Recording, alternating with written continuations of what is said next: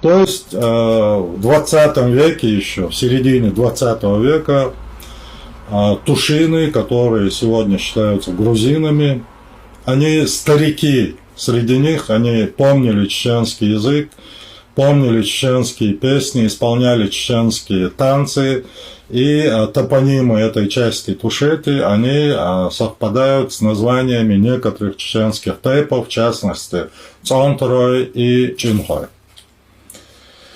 Идем далее.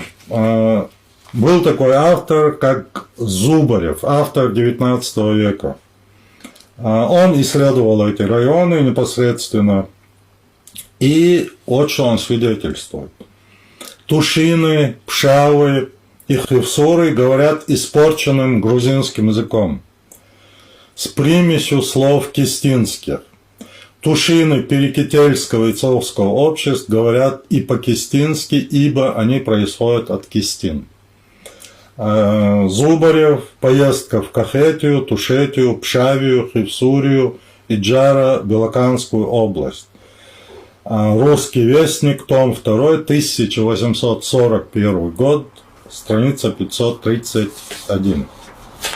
То есть Зубарев в 19 веке подтверждает то, что в 20 веке, в середине 20 века застал Юнус Дишевиевич Дишевиев.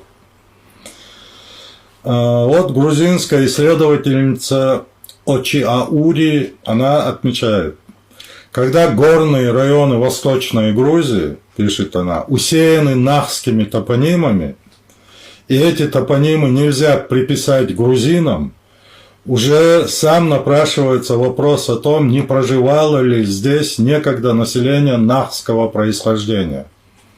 Собранный автором материал, то есть собранный непосредственно ею материал, и научный его анализ свидетельствуют о том, что на территории горных областей Восточной Грузии или на ее части в определенный отрезок времени жили нахи и оставили там свои топонимы. И далее.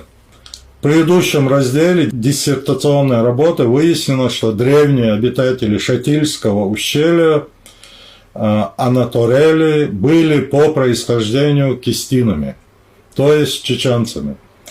Как Шатильское, так и Мигмо-Хевское ущелье само местное население считает принадлежавшими некогда кистинам, а впоследствии насильственно захваченными жителями Южной Хевсуретии. Об этом Очиаури пишет в своей работе «Опыт изучения этнической истории горцев Восточной Грузии по мифологическим сказаниям». Автореферат диссертации на соискание ученой степени доктора исторических наук. Тбилиси, 1969 год, страница 43.